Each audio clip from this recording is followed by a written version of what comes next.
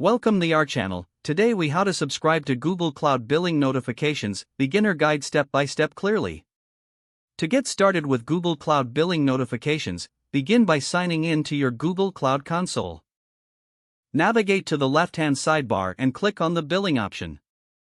If you have multiple billing accounts, select the account you want to configure notifications for. Look for the settings link within the billing page and click on it. Scroll down to find the billing notifications section. Click on the edit button to adjust your notification settings. Here, you can enable notifications for various billing events. Select the events for which you want to receive notifications, such as budget thresholds or spending alerts.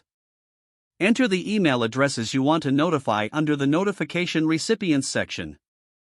If you want to add multiple recipients, separate each email with a comma. Once you have entered the necessary information, click on the Save button. Now, your billing notifications settings are configured. To ensure you receive notifications, check your email account for a confirmation message from Google Cloud. If you don't see it, verify your email settings in Spam folder. If the page does not load, refresh the browser or try again in a private or incognito window.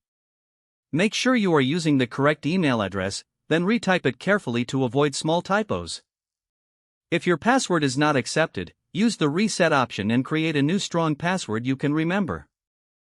Check your spam folder for verification or security emails, then complete any requested confirmation steps. Enable two-factor authentication if available to improve account security and reduce unauthorized access risk.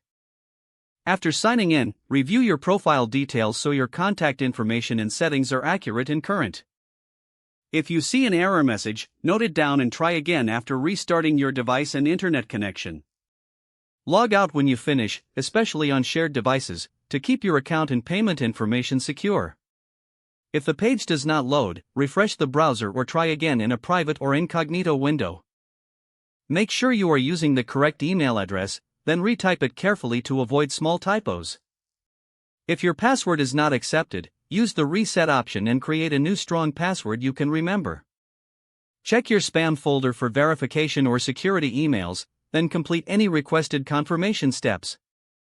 Enable two-factor authentication if available to improve account security and reduce unauthorized access risk. After signing in, review your profile details so your contact information and settings are accurate and current. Don't forget to like this video and subscribe to our channel for more step-by-step tech guides.